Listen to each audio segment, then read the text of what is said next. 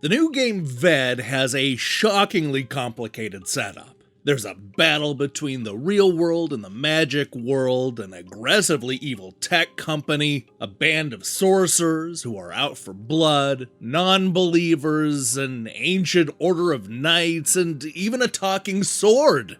Yet despite throwing a smack dab into the middle of all of this craziness, VED's story never actually confused me. That is the real magic at play here.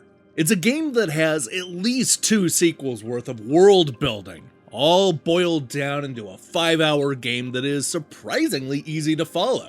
But does that mean that I'm hopelessly under its spell? Well, that's what we're about to find out when I review VED by first-time developer Clan.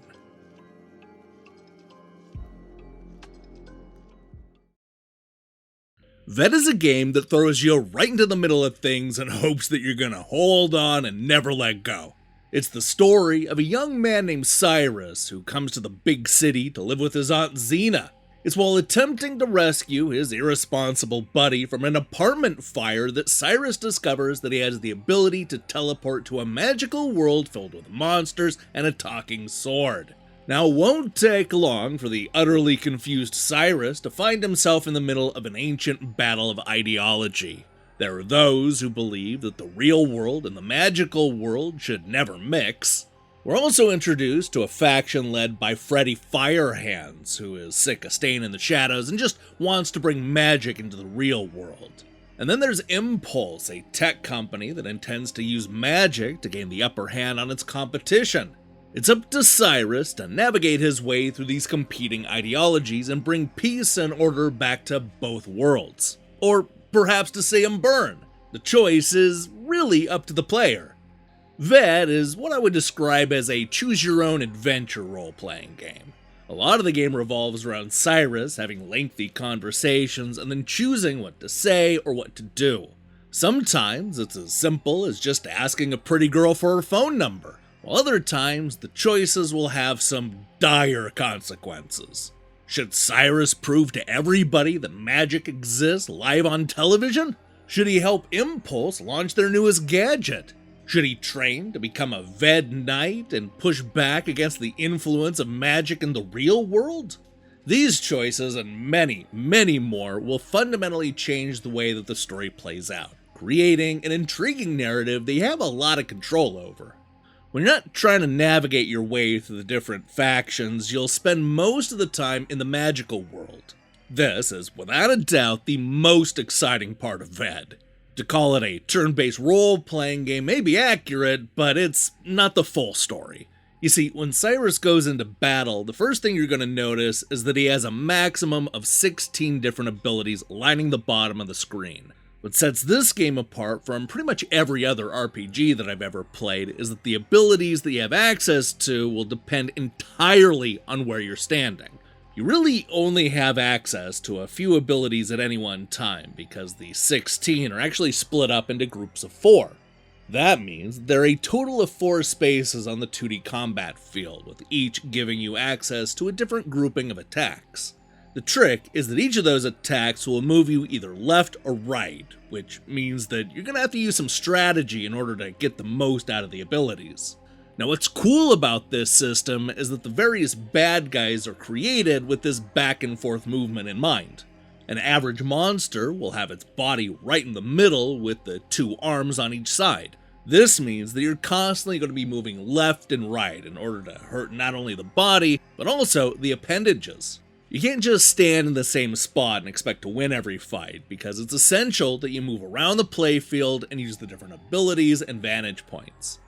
And what's fun is that all of this is completely customizable. In fact, you'll end up spending most of the time earning the different abilities and then rearranging them into different spots. You'll actually have to think about the flow of combat in a brand new way, since you'll have to consider more than just what attack will hurt the enemy the most. You're also going to need to consider what direction the attack is going to send you and what type of abilities you have on that spot. For example, if you put the healing and defensive spells on the far left and right spaces, then you're going to want to make sure that you have attacks that'll quickly move you to the right spaces when you're desperate for more health and shielding.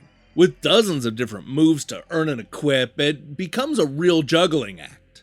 Look, the combat is easily my favorite part of this game. Once you get the flow down and find the perfect placement for your various abilities, you'll be hooked. I was both excited and exhilarated going into every single battle, and I really loved how creative the different enemies are. The magical world is visually stunning, with environments that look like they came straight out of a painting. The bad guys are both familiar and wholly unique, allowing the game's art style to create battles that don't look like anything else on the market. There were a lot of times when I wanted this game to be nothing but these magical world fights, but sadly, we eventually have to go back to the real world to keep that story moving. This is where VED is at its weakest. While I love how much world building they've conveyed in just a short amount of time, the story's writing it's kind of a mess.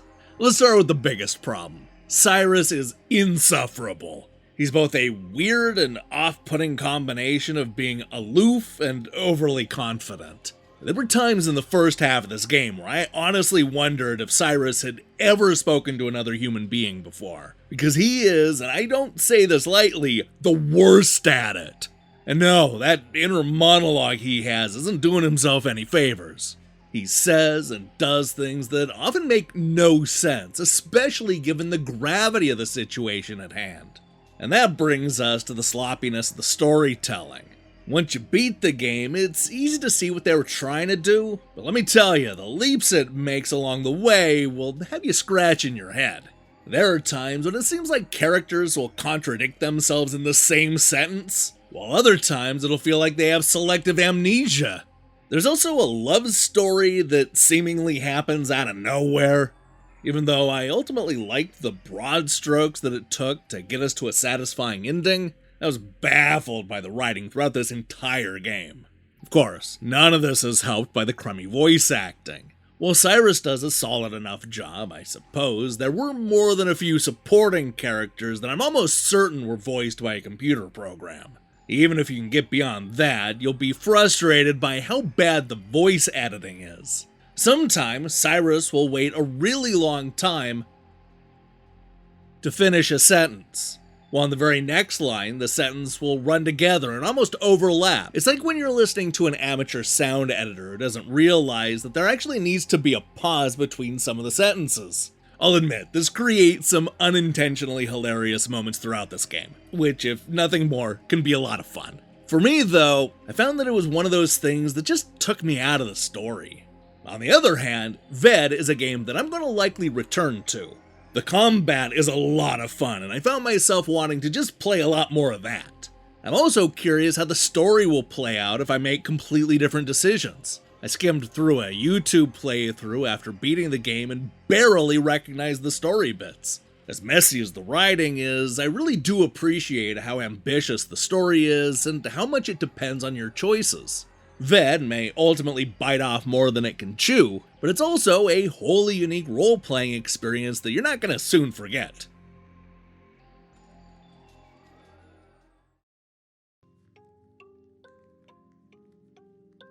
With its stylish visuals and addictive turn-based combat, there's a lot to like about VED.